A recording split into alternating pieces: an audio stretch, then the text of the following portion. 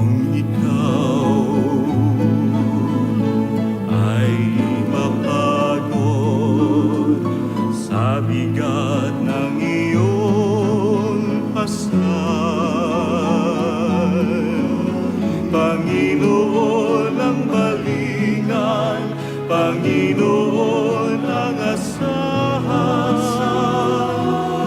Wika niya'y halina, lumapit sa akin.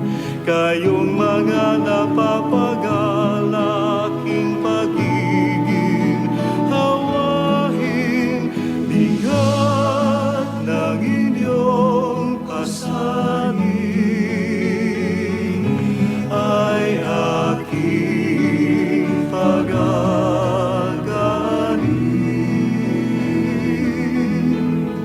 Halina, kaibigan, lumapit sa akin.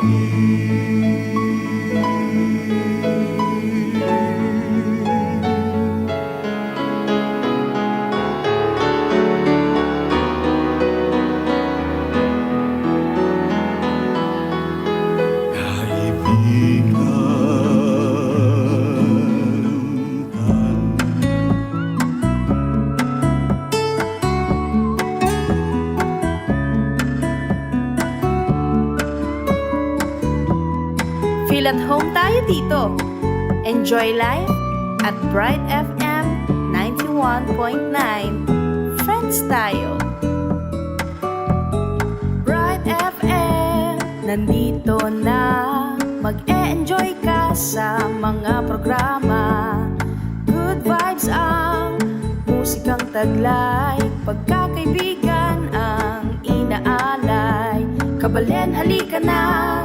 Sa bright light sumama, isang paniniwala, sa Diyos nagtitiwala. 91.9 Bright FM 91.9. Friends tayo, enjoy life. Friends tayo, enjoy bright. Friends tayo, enjoy bright. Friends tayo, enjoy life. Friends tayo, friends tayo, enjoy bright, friends tayo, Bright FM, friends tayo, sa 91.9, friends tayo, 91.9, Bright FM, 91.9, friends tayo, 91.9, Bright FM, 91.9, Bright FM, friends tayo. Lumapit, Lipasyag, makiramdam, Lawen, at pakiintindihan, imetong at metong. Reti mga baldugan mong dialogo. Nananuta pa, mekeni at makipagdialogo. King programang Simbayan Tayo. Hello, what Maya pa abak po kay Katamungan at welcome po sa ating programa dito sa ating Archdiocesan Radio Station ng Archdiocese of San Fernando, Pampanga, ang DWBL 91.9 Bright FM. At ito po ang programang Simbayan Tayo. At halina po talakayin natin sama-sama ang pagtutulungan, programa at pakikipag-ugnayan po ng simbahan at bayan na nagbibigay halaga sa karaniwang mamamayan. Ito po isang usapin na nagbibigay buhay sa pagkakapit-bisig ng ating pananampalataya at pagiging mabuting mga Pilipino. At tayo po ay nasa year 2 at ito po ay ang ating 93rd episode. Talagang malaot na yung lisan tamo. At ito pong episode na ito ay at programa ay hatid po ng ating Archdiocesan Commission on Public Affairs ang Simbayan Tayo. And of course with me yung ating mga nanonood sa ating mga social media accounts sa Facebook, YouTube and TikTok at yung pong mga naka-tune in sa ating digital radio nandito po sa ating studio yung ating mga members ng ACPA. No? At siyempre po later on, of course, mag-greet sa inyo. No? And mayroon po tayong special na bisita ngayon. Ako. Isususpense ko muna. Okay. At mag-greet muna kayo sa ating mga tagapakinig at mga viewers natin. Brother Noel, muna na ka. Magandang umaga po sa inyong lahat, mga minamahal kong mga kaubayan, mga kapatid sa pananampalataya. Ano po? Buong Pilipinas o buong mundo ang nakikinig at nanonood sa atin. Thank you. And Brother Jeff? Dakan salamat po, Among Pep Bakay. Isang mapagpalang araw po sa ating lahat. Kahit na mainit pong labas. Ako excited at kami nagagalak sa bisita po natin ngayong araw na ito at tayo magkakaroon ng isang makabuluhang pag-uusap ng ating programang Simbayan Tayo. Dakan pong salamat. Okay, thank you. And Brother Bob? Okay, isang magandang umaga po sa ating mga regular listeners, sa ating mga viewers po sa ating programa dito sa 91.9 Bright FM. So isang mapagpala po sa lahat. Okay. Na-notice ko lang, pag big time yung ating bisita, full force. Alos full force tayo. Kali naman mo. Grabe kayo, ha? Pasubali Saka siyempre, alam ko Special naman po, eh. dahil yung university nyo ay nasa lugar ni Mayor. Okay, at of course, bago po ang introduction, no? Of course, suspend muna natin. Ibigay muna natin yung ating mga text line numbers at saka yung ating mga different social media platforms. Para po karing bisang mag-share reflections sa ating greetings o nano pa mga naburi yung ipayabot, mag-text kayo po karing kaya katamong text line numbers Smart 0918-351-8282. Para sa ating mga Sun subscribers 0942-357-4268. Yung ating pong YouTube ASF Radio Station 91.9 FM or www.youtube.com/c/ASF Radio Station 919 FM. Para po sa ating Facebook page, Archdiocese of San Fernando Radio Station 91.9 Bright FM or www.facebook.com/official.asf radios. At pakimbagit na mo rin po rin kaya katamong parokyang Kabibilangan, Mankanita, Adinantalang Maya pa oras din kaya kayo pong parokya. Para sa ating mga Twitter subscribers, ito po yung ating Twitter account at radio_ASF. Para po sa ating Instagram account at ASF Radios. And for advertisements, you may send your inquiries at asf.radio.mktg.gmail.com or contact 0949-609-5478. At kaya naman pong bisang mag-donate para king radio ning Archdiocese. Malyari ko pong ipadala din kaya kayong donasyon king GCash number o account number 0905-319-4871. Ang makilag yung Joseph Mary Bakay. Takal pong salamat at ipamilita ta karing aliwapang tao na tintamong radyo amakasaw king kaya katamong biye kasalpantayanan Mangkanita lalo lapang dakal ting kaya katamong kakaluguran. Okay, thank you, Among. At of course, formally, mag-introduce siya kay katamo yung kaluguran tang bisita. At ini talagang bayo yung making mayor, malapit na kay Santa Iglesia ini. Okay, Mayor, ika nang mag-introduce kay sarili mo. Okay, sige po. Thank you po, Among Pep. Magandang umaga po sa inyo lahat, sa ating lahat. Yung tagapanood at tagapakinig ng 91.9 Bright FM. Magandang umaga po. Ito po yung likod, kasamahan, Mayor Eduardo Diman Gutierrez Dato po, ng Bayan ng Bacolor. Bumabati po sa inyo ng magandang umaga. Okay, talagang matipid ya pa mo, Mayor. Ote, ratsyada tayo. Okay, before anything else, no, let us start with our opening prayer to be led to us by Brother Bob. Okay, tayo po yung manalangin sa ngalan ng Ama, ng Anak, ng Espiritu Santo. Amen. Amen. Salamat sa biyayang bagong araw at pagkakataong ito na nagtitipon-tipon bilang isang komunidad. Gabayan mo po ang aming programa ngayon, ang bawat salita, bawat talakayan at bawat kaisipan. Naway maging para sa ikabubuti ng bawat mamamayan ng aming bayan. Bigyan mo po ng karunungan ang aming panauhin, ang tamang ang aming mga leader at malasakit ng bawat isa sa atin para sa ating kapwa. Sa iyong pangalan, Amen, ito ay hiniling namin sa pangalan ni Jesus, ang anak at ang kasama ng banal na Espiritu. Amen. Amen. Virgen de los Remedios, Ipanalangin mo po kami. Virgen de Santo Cristo del Pardon, Kaawawan mo po kami. sa ngalan ng Ama, ng Anak, ng Espiritu Santo. Amen. Amen. Okay, with that, I think we can formally start itong ating talakayan ngayon. So, diretso na tayo, Mayor.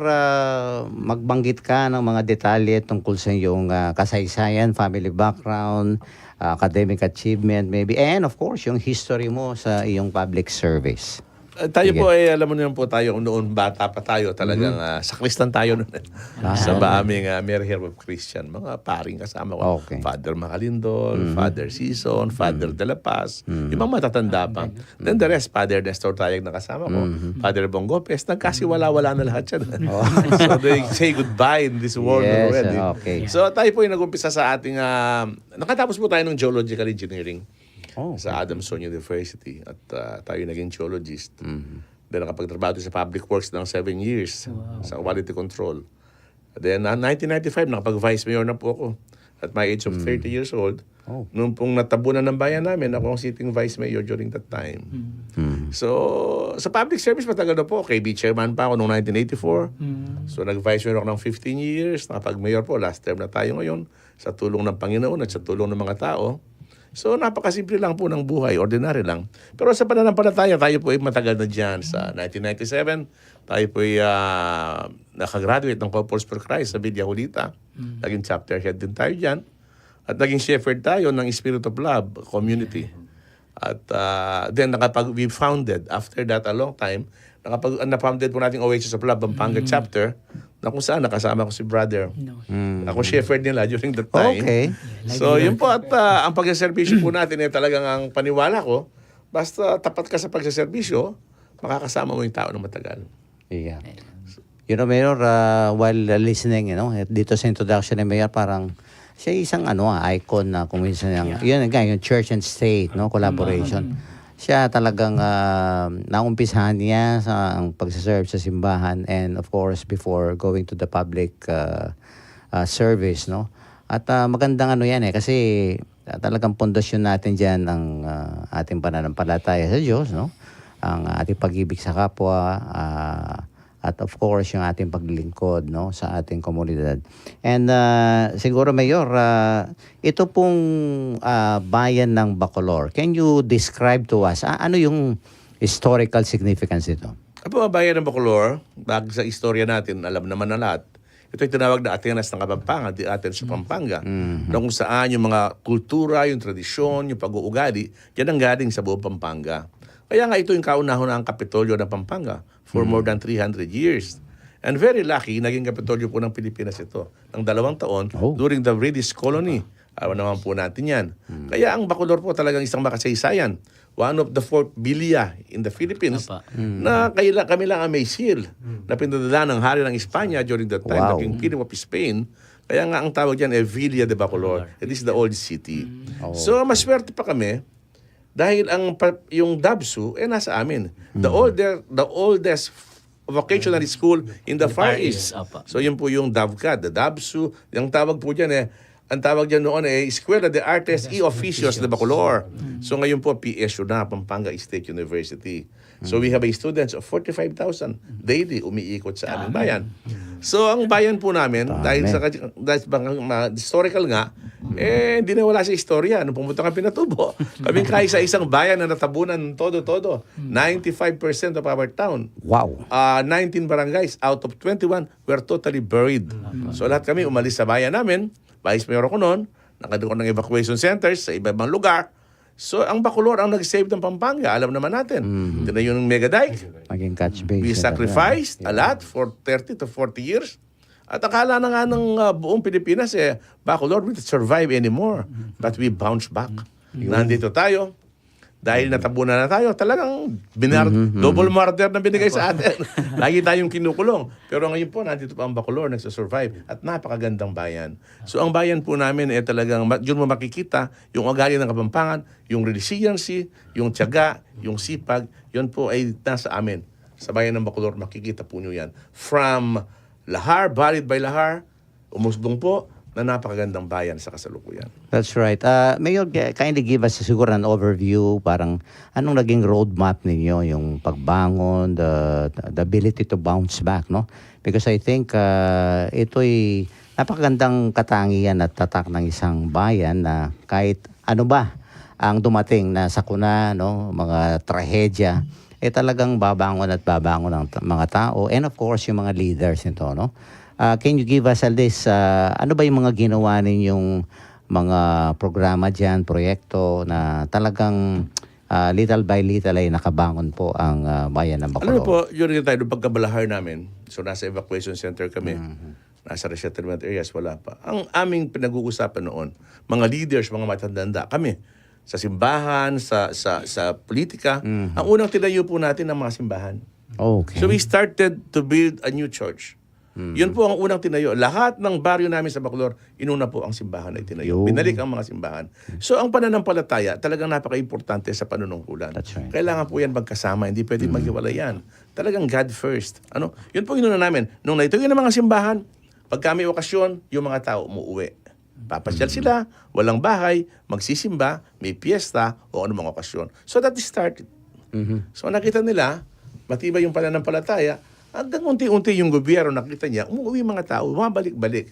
So the government now plan to build a road, kahit ano lang, gas-gas pa yung house ka rin. Naglagay yung community, yung electrification. Kaya nga ngayon, wala sa lugar yung mga daan namin. Wala sa lugar yung mga poste. But we continue to construct.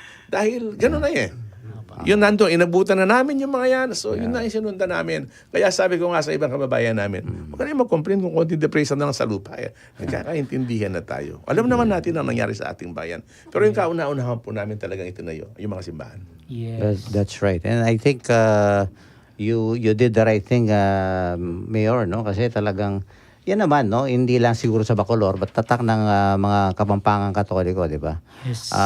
Ano man ang darating sa atin, I think history will tell us that mga Kapampangan talaga because of their faith, no? And Yes. especially yan, our devotion to our patroness. Tsaka mong, napakaraming kwento sa Bacolor na mga yung kaparian. Even Father Sol, binuhat pala niya ang kanyang nanay. Yes, yes, lumilipat yes, sa ano para pumunta At sa taas. during that time, Vice Mayor na ako, nagtayo kami ng Soul Dike dun Yeah. During the old okay. days. May Soul Dike doon, pero nawala na ngayon.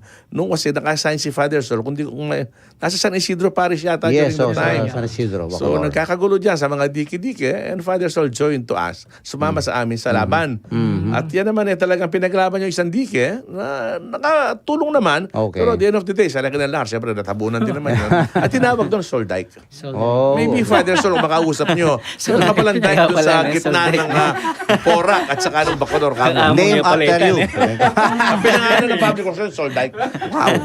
marami Si Father Sol, ngayon sa naka-assign. Kasaysayan yan. nag-ano po ngayon, which is- Semi-retired na po dahil medyo may medical condition, but he's doing great, no? And I think Mimisa pa rin po sa Holy Nagmimisa Rosary sa yan. Basilica Oo. ngayon. yes. Sa kanya, may Soul Dike kami doon. Wala na nga lang, Very good. natabunan na rin. At marami pang kwento amang na pari na rin ngayon si Padre Reclusong, no? Yung Yeah. nasa ano sila? Kababaryo ko yan. Evacuation center. Naabutan pala niya yung nagbabike siya, nagtitinda ng yelo, nasa tent sila sa sakop. Isipin mo yung boyang, ang gandang lalaki niya. Amang nung naabutan niya yung ganung kwento. Okay, kababaryo ko yan si Father Rick. Talaga. Okay, at siguro medyo fast forward na natin, Jeff, yung ating susunod na tanong, no? Yung itong number 4, yung kasalukuyan na, no? Sige, kalagayan. Thank you po. Okay. Ito po, ano ang kasalukuyan, Mayor Andato, ano po yung kasalukuyang kalagayan ng kabuhayan at kaunlaran pang-ekonomiya sa Bacolor? Anong mga oportunidad ang inyong binubuksan para sa inyong mga nasasakupan? That's right. Nakita nyo, you can see it by yourself. Nakikita nyo naman ang bayan namin kung paano ito umusbong from talagang nag-i-intrude yung mga negosyo. First, yung aming location. The overlapping of businesses sa amin pupunta. No choice. Pangalawa, kailangan bilang leader, tutukan mo yan. You offer livelihood programs. Ang target natin yan, yung mga vulnerable person, yung mga mahihirap talaga. Yung mga walang trabaho. So, mayroon tayong mga livelihood programs. Maraming ino-offer natin at we give them yung ating mga negosyo sa karton, yung mga negosyo galing sa TESDA. Yung negosyo sa karton sa Bacolor yan sa bayan namin. So, maraming nakikinabang. So, yung ating mga negosyo dyan, yung mga nagbubukas, we have the economic zone sa Bacolor na since 1995, nandiyan na yan, 1992, yung Angeles Industrial Park, that is Bacolor. Oo nga. Alam mo yung gumagawa ng bank doon na 20,000 ang empleyado. Sa atin yun, that is Bacolor. Kalibot-but. Kalibot-but. Yung mga yung super, Bacolor yan. The one who produces electric sa Angeles, nasa Bacolor ang lugar. Angeles Power That is Angeles Corporation. Power Corporation. Pero yung mga kabuhayan ng tao, alam mo naman natin sa Bacolor, maraming mga professionals. Yeah. So pag professional ka, minsan you are not staying in your town, you get out Yeah. and work, then you just go home. Ang bayan po namin kasi geographically, given yan It is 7,100 hectares. Pero ang maraming tao na galing sa Bacolor, nasa resettlement areas. Ang kagandahan ngayon, sa dami ng mga subdivisions, dito sa OG Road, yung mga Solana, marami yan. So dumami ang populasyon natin na migrated Apa. galing sa ibang lugar. So yung nakatira sa Bacolor ngayon talagang it's a mix of Kapampangan, mix of Tagalog, mix of Bisaya, napakarami iba-iba. So ang kabuhayan, hindi mahirap ang buhay sa Bacolor. Okay. Alam mo, naming mga, I do not call them, mga galing sa ibang bayan, yung nagtrabaho sa mga haloblakan, nagtrabaho sa Factory. mga tubuan during the time. From Bacolod, nasa ibang Bisaya, ayaw na nilang umalis. Sabi ko sa kanila, umuwi na kayo sa lugar ninyo. Ang dami daming Tagalog. Bibigyan ko kayo ng pamasahin nyo, go home, yapa, dami kayo. Wala mo kinausap ako, sabi nila, Mayor, hindi na po kami aalis sa bayan ninyo. Wala kayong bahay Yeah. So, nakatira sila doon sa mga may lupa, nagtayo ng mga maliliit na bahay. Mga makeshift. Okay. So, madali po ang buhay sa Bacolor. Madali hanap buhay. Kahit sa pumunta, pwede ka magtrabaho. Maganda pa yung sahod. So, napakarami namin ganun. So, nakikita mo, yung mga livelihood na marami, yung mga boarding houses, nandyan, napakarami. Nagtayuan. Ang problema ngayon, sa mga boarding houses, of course, pagka new building, you need to have a building permit.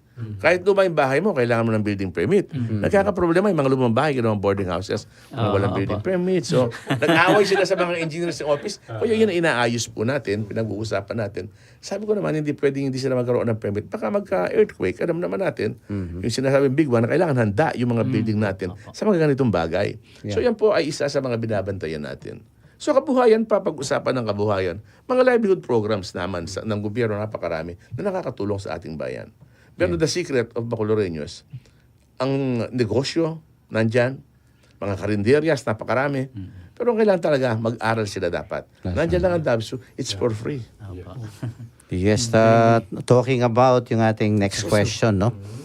Number 5, Bob, ikaw na mag-shoot kay kasi nabanggit na ito. Okay Sige. po. So, Mayor, ang kalusugan at edukasyon Ayan. ay laging pangunahing alalanin anuman ang mga programa at ipapatupad ng local government unit upang matiyak na may access ang mga taga-Bacolod at di kalidad at serbisyong pangkalusugan at edukasyon. At Alam mo, edukasyon. napakaganda na sa education. Alam mo, kailangan, government, lahat, must invest on education. Kasi alam naman natin, kahit nung bata tayo, lagi sinasabi ng mga lolo natin, mga lola natin, mga nanay natin, Yes. the key to success is education. Yes. So kailangan bilang leader. Ako, ginawa ko sa Bacolor ito. Nakita ko kasi, dahil yung aming mga integrated schools nasa resettlement areas na. So nagsisiksikan sila sa PSU. So ang ginawa po natin, nung 3 years ago, nagbukas tayo ng sabay-sabay na 3 integrated school. Yung Bacolor Integrated School, yung San Antonio Integrated School, at saka yung Tinahero Integrated School. That is during our time. At yung Bacolor National High School, existing na yan. So ngayon po yung mga grade 7 natin, yan, may papasok na sila. Hindi na sila mamamasahe. Lahat sa barangay, San Antonio, nakasentro yan. Okay. So lahat, hindi na kailangan mamasahe ang estudyante. Strategically located. Strategically located yan. So bukas po yan, operational. Binuksan din natin mga eskwelahan na malalayo, yung Potrero, yung Dolores Elementary School. So that's all during our time. So nagtayo tayo ng building. Nakahingi tayo doon sa Integrated School ng bagong building, yung galing ng Pagcor, nasa Bacolor Integrated School. Yung San Antonio Integrated School, yung mga funding natin galing sa munisipyo, gumagawa na tayo mga building. So pag yung edukasyon tinututukan natin. At ang kagandahan, yung ating ALS, yung Alternative Learning School ng mga out-of-school youth. Tayo mismo tayo, ang bayan ng Bacolor, nagbigay tayo ng building sa kanila na ginagamit nila sa tourism park para may paglalagyan naman yung mga ALS student natin. Yeah. Yan sa edukasyon. And we have giving them lahat ng college students. Basta nag-apply ng financial assistance sa bayan ng Bacolor, it's either public, private, or public, tinutulungan ng bayan natin yan every semester. We have the financial assistance, pinibigay natin sa ating mga college students. Kahit 2,000, 3,000 sa isang semester lamang, nabibigyan lahat yan. More than 2,000 plus na estudyante every semester. Yung grade 11 and 12, binibigyan natin ng ating munisipyo ng 1,500 pesos panggastos nila every year. Yung mga grade 6, yung mga elementary naman, 600 pesos lang. We also subsidize them. Subsidize. So yan, tinutulungan natin yan. Kasi we invest on education talaga. Napaka-importante. Doon sa health naman, ang ating RHU, tutok tayo dyan. Tayo ang kauna-unahang bumili ng bayan ng Bacolor ng ating mobile clinic. Ang Bacolor lang ang meron. We are the first na pera ng ating bayan. We saved that. That's more than 10 million pesos. Kasama yan, ay umiikot yan for free. Yung mga laboratory, yung mga x-ray, umiikot sa ating bayan at sa settlement areas. So, we have the insulin, yung mga gamot ng insulin, meron naman tayo dyan sa munisipyo. Yung mga pangangailangan ng tao talagang kailangan, importante yung health and sanitation. Yung hospitalization naman, we funded that sa local funds natin, tumutulong tayo. Minamaintain yung mga gamot ng mga vulnerable people. May cancer, nagda-dialysis, monthly binibigyan natin yan. Hindi lang malaki. 2,000, 3,000 pesos a month. Pero nakakatulong sa kanila. The rest, yung mga walang pambili ng gamot, binibigyan ng ating munisipyo. Basta nagpunta sa ating munisipyo. Ang kailangan, kung minsan pinadadala natin, as per request, pero lahat na pumunta sa munisipyo natin, lahat ng humingi ng tulong, ito lang ang sinisuguro ko, lahat na tulungan. Lahat na tulungan. Ela muling malungkot. O ba? Walang umiluhaan. Kabuna, yung masikreto ko, araw-araw pumapasok ako. For naman sa 6 years na ako mayor, magsa 7 years na, hindi pa naman tayo umabsent eh. As long na hindi tayo naka-seminar or may talagang lakad. Pero I assure you. Kaya nga, para sa akin kasi the time, you cannot, yung pinakamahalaga yung oras. Kaya I give the time to the people be served. Araw-araw, sugrado, aabutan nila ako doon. Huwag lang sila pumili ng oras. Hintay lang, makikita rin kami sa maghapon. That's right, ako'y curious lang ako yung mga pinapag-aral nyo, Mayor. May bumabalik yung mga nag-graduate.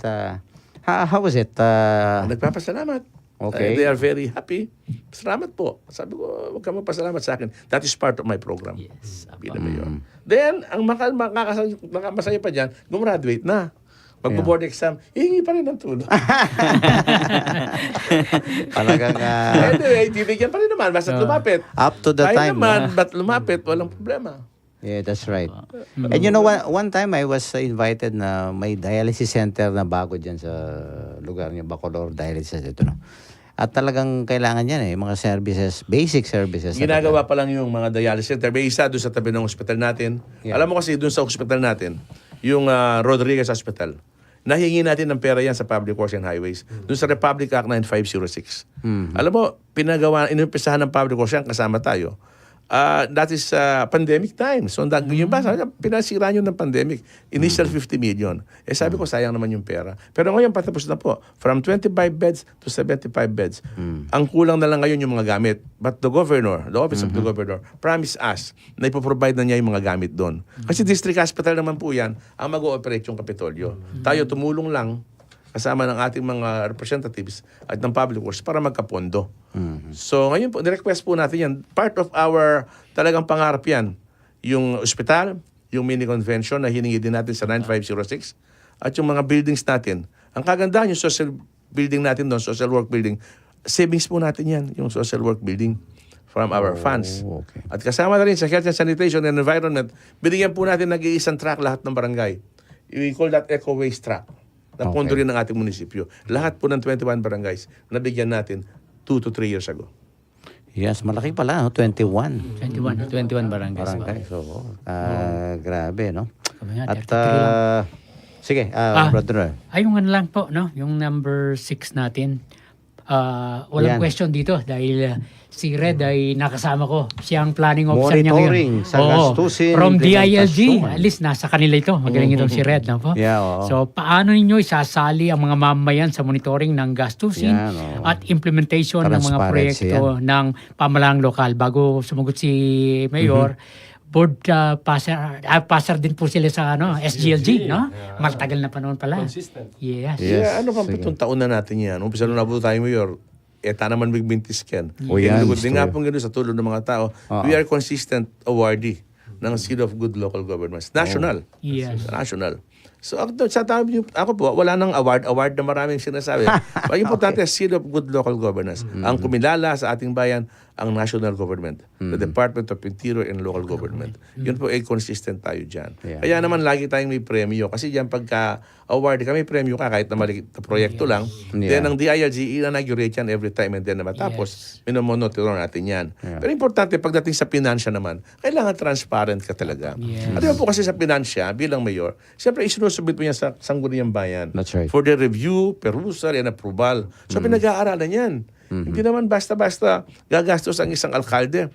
Kailangan prudent ka sa paggastos. Kailangan po talagang titingnan natin na talagang tama ang paggastos at kailangan ng tao. Kaya pinagtiwala sa ng tao, yan, sabi nga nila, is public office is a public trust. Kailangan yung tiwala ng tao, hindi yan masisira. Yan naman po ang ipangarap ko hanggang sa matapos ang aking termino sa 2028. Sana sa pagmamahal ng Panginoon, sa tulong ng tao, ganun pa rin tayo hanggang sa nag-umpisa tayo, matapos din tayo. Tiwala nila nasa atin pa. And I think one sign talaga walang kalaban si Mayor nung Yes. election. Pinray over ko sila eh. I pray over them. Di ba sana matay wag lang mamatay. I prayed over them. Sabi ko, wag niyo na akong labanan. Magkakapatid naman tayo. Magkakaibigan lahat tayo. Yes. Our purpose is to serve our Yes, people. apa. Mas maganda may unity yan. And that's good, I think. Kasi one shared mission naman tayo, no? Lalong-laro na sa... Ang importante, yung makapaglingkod at maibigay yung nararapat, no, sa ating mga sinasakupan, okay? So, I think medyo mag-break muna tayo ng konti dahil lumampas tayo sa ating oras, no? At magbabalik po ang ating programang Simbayan Tayo. Kakaluguran, may good news kami sa'yo! Maaari mo nang suportahan ng ating Radio Apostolate at ipadala ang iyong tulong by becoming a Kakaluguran 919 member. I-message lamang ang iyong pangalan, space yes to Kakaluguran sa ating Facebook page, Bright FM 91.9 o sa number na 0949-609-5478. I-fill out ang form at hintayin ang verification message. May mga exciting gifts and activities kaming inihanda para lamang sa iyo. Kaya ano pang hinihintay mo? Halina't sumali sa ating community at lagi mong tandaan, kahit sino ka man, kahit nasaan ka man, may kakaluguran kang handang makiramdam. Isang magrasyang araw, kakaluguran! May bagong chika ako sa'yo. Alam mo ba ang latest usap-usapan ngayon tungkol sa 91.9 Bright FM Facebook page? Ito ang bagong 55 pesos ko, subscribe ko. Mas pinadali at abot kayang tulong para sa pagpapalaganap ng mabuting balita sa radyo. Kung paano? Madali lang. Una, bisitahin lamang ang 91.9 Bright FM Facebook page. Pangalawa, i-click ang subscribe button at pagkatapos ay pindutin ulit ang makikitang subscribe button na may nakalagay na 55 pesos. Pangatlo, piliin ang payment method. At hintayin ang confirmation ng iyong subscription. Ang inyong 55 pesos na tulong pinansyal kada buwan sa pamamagitan ng pag-subscribe sa ating Facebook page ay malaking tulong para sa mas marami pang kakaluguran na makakapakinig sa mabuting balita ng Panginoon. Kaya naman, hikayatin na ang pamilya, kaibigan at kakilala na mag-subscribe. Maraming salamat, kakaluguran!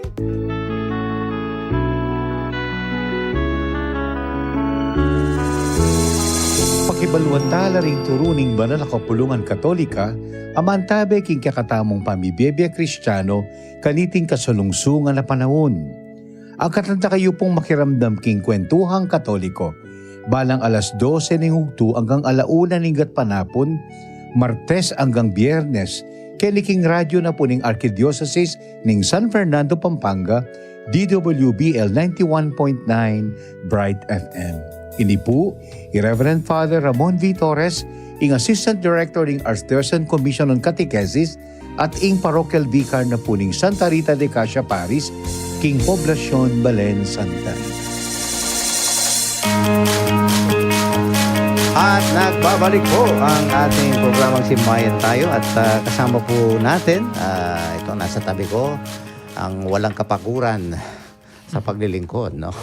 Ang butihing mayor po ng ng Municipality of Bacolor, Pampanga. And of course, together with our active members dito, talagang off the air, no? Ang daming continuous po itong ating discussion, no?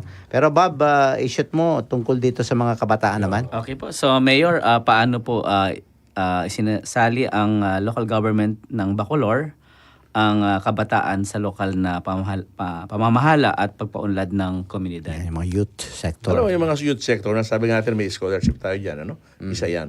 Pero meron tayong LIDO kasi sa munisipyo, yung Local Youth Development Office. Okay. So mayroong opisina yung Local Youth Development Office. Yan nakatutok po sa mga kabataan. Yung mga trainings nila, kung paano talagang makiharap sa tao, kung paano talaga ang dapat nilang gawin. Pangalawa, alam mo yung youth, yung hilig nila, sports na ng sports Yun ang youth Kaya nga, sports. Kaya naman walang hinto yung ating mga paligay. Alam mo, even nung vice mayor pa ako, I started the Datus Cup. Ang tawag yan, sabi nga nila, ikaw napangalan mo yung cup mo sa'yo, Datus Cup. Season 5 na ako. Ngayon, ang aming Datus Cup is 21U, 21 below, na napakaganda ng laro. So yung mga kabataan talaga kailangan, hindi mo pwedeng pabayaan yan. Kasi nga, yan ang papalit sa atin Even the old days, kahit nga yung mga bayani natin, sabi lang, ang kabataan siya pag-asa ng bayan. Totoo naman yun. That's right. Pati simbahan. Pati simbahan. Kung ano yung tinanim mo, yun ang aanihin mo. So you plant a seeds of love para sa youth at turuan sila. Sabi ko nga sa kanila, the seeds of today are the flowers of tomorrow. Yeah, that's right. Yan ang talagang sinasabi ko. So binabantayan yung kabataan. Kaya sabi ko nga invest now in education ng mga bata, turuan silang mabuti. Pero importante, value formation. Yes. The rest, kahit anong talino ng bata, kahit anong galing, pag yung kanyang pag-uugali, hindi yan tumino, hindi yan maganda. That's right. Wala siyang pupunta maganda. So everything must back to basic. When it comes to youth, pag pagkabataan sa akin, back to basic. Yeah. Value formation. Then everything will follow. Yes, That's tama right. si Mayor, no? Kahit sa buong Pilipinas po ngayon, dito po sila nagpo-focus sa mga kabataan. Kasi kahit sa simbahan, ayaw nating mangyari sa Europe. Yung magiging sa Pilipinas, no? Yung magagandang simbahan, pero walang tao. No? So, ganun po. Dahil nagkulang sa mga younger generation ang values formation, no? Sige, ma'am. Yun po, Mayor, bukod karagdagang katanungan po, yung suporta po sa mga nangangailangan yung mga nakakatanda, persons with Mga disability, seniors, PWDs yan. mga pamilyang kapuspalad. Meron din tayong programa dyan. Una, yung mga senior citizen, part of it. Sabi nga, kung gusto mo umangat sa buhay, mahalin matatanda. Yes. Honor your father and your mother. Sabi nga, commandment number 4. Yun lang ang commandment na may pangako. Alam natin yun. So ako naman, nung naupo ko, ang una, kasi ang binibigay ng national government noon is only 100,000 sa mga 100 years na. Ikaw naman, alam mo yung inabutan ko ng 100,000 dahil hindi na niya alam. Pag abot ng 100,000, sinubo niya nakita ko yun. Grabe. So ang ginawa ko, pag-upo ko, kahit hindi mayaman yung bayan namin, nung naupo na akong mayor, ako yung ng isang executive order. Sabi ko, pag ang tao, ang ating matanda, 90 years old na, 91, may 5,000 pesos na siya. Ako nauna dyan Every year, bawat birthday niya. So ang dami. Nakita ko sa Bacolor, may 200 pa palang may 90 years old na buhay. Wow. So, yeah. So, ang ginawa ko noon, pag upo ko rin, sabi ko, yung mga social pension ng mga pensionado is 500 pesos a month ng national government. Ang tumatanggap doon 9% lang of the population na piling-pili pa. So, ginawa ko, kahit di mayaman ng bayan namin, umupisa ako, kahit 500 pesos lang, pag Pasko, one time. Ngayon, ginawa na namin 1,000. Okay. Pero lahat, basta't senior, kahit na pensyonado, kahit na mayaman, kahit 3 asawa, meron lahat. Lahat. So, ginagawa ko po yan, meron sila ngayon. So, pagdating naman sa mga solo parent, may programa din tayo dyan. May livelihood tayo para dyan. So yung mga PWD, kompleto po yan. We always give and help. Pero ang pumipili niya yung social worker. Kasi part ng kanilang job na talagang piliin nila yung dapat tulungan, pero we have the program for that. Hindi yan pwedeng kalimutan. That is part of the governance and part ng ating 9-point agenda sa Bayan ng Bacolor. That's very good, no? At siguro tumako tayo sa mga, yun nga, yung mga, kung may mga hamon na hinarap ngayon si Mayor, no? Kasi talagang hindi mo pwedeng, di ba, maranasan yung mga hamon na yan, no? Mga pagsubok. Pero Mayor, although you have said na yun nga, your faith in the Lord, no, maganda. Pero concretely, aside from your faith, paano ninyo nilalampasan itong mga problema? Siguro i-connect ako na dito sa isang question, no? Lalong-lalo yung mga kritisismo, may mga opposition ba na kung minsan nararanasan mo yan sa inyong panunungkulan? Alam mo, ngayon naman ang mga opposition, sa Facebook lang naman bumabanat yan. Alam, social media. Alam mo, sa bayan kasi namin sa Bacolor, walang maraming oposisyon. Kasi we are trying our best na talagang we can give the service. Alam naman nila ng pera ng Bacolor. Alam naman nila, magkano ba yung pondo? Magkano ba yung kailangan dito? So alam lahat. So alam nila kung gumagawa ka ng tama at mali. So wala kaming maraming oposisyon sa aming bayan. Pagka pinlano namin, pinrogram namin, approve sa kanila. Kasi siguro alam nila tama naman ang ginagawa. There is no perfect person. As there is no perfect government. Ang importante lang, tama ang ating ginagawa. Sabi ko nga, ora et labora. Kailangan talaga magtrabaho ka. Pero manalangin ka pa rin. Hindi ka pwedeng puro panalangin. That's right. Papatukan ka ng Panginoon siguro. Magtrabaho ka, gawin mo yung tama para sa tao. Do your gawin best. natin ng tama para sa ating bayan. So yung mga oposisyon, wala kaming masyadong oposisyon. Sa aking panunungkulan ng 9 years. That's right. Easy going. Kahit na po yung mga ibang konsehal, noon yung vice mayor, hindi ko kapartido. Pero hindi sila kumontra. Walang violent reaction. Yeah. They follow. At alam mo, lahat ng mga naupo yan for my 9 years, lahat ng sangguniang bayan, pag upo nila, they all pass a resolution supporting our direction, the governance, the direction of our government sa bayan ng Bacolor. Wow. Kaya nagpapasalamat naman po sa kanila lahat. Kahit yung mga oposisyon noon, hindi namin kapartido, they supported us sa ating mga programa. That's right. So, easy going po tayo Oo. sa pagmamahal ng Panginoon. So looking forward, Mayor, so how do you see Bacolor, no? In few years time, o kaya kahit na siguro sa yung pagtatapos ng termine niyo o kaya beyond, how do you envision Bacolor? Iya, ganito po. Ang aking target naman yan, ginagawa na natin yung ating M-Dream-O building. Malaki yan, 4-story. Then this year, we will be starting the Palengke, the new market. That is, pera din natin yan. Inipon po natin yan. Hindi natin nungi sa national government yan. So sa pagmamahal ng sa tulong ng tao, sa mga taxes ng tao, gagawin po natin this year yan. Uumpisa natin 2-story na Palengke ng Bayan ng Bacolor. And I envision Bacolor na bumalik talaga yung Kapitolyo sa amin. Yan ay very soon. Baka hindi abutin ng aking term, pero sa tingin mauumpisahan natin ito. So pangarap po namin taga Bacolor na mabalik ang Kapitolyo sa aming bayan. Kami naman talaga ang original na Kapitolyo. Kami naman talaga ang Villa ng Pampanga. Kaya lagi ko naman sinasabi, basta tao niya Bacolod, deng babae, mga lagula. Sabi ko, Ben, pag pinakit yung matsura king Bacolod, pota may masyalari tayo. Ang galing. Yan ang ating vision.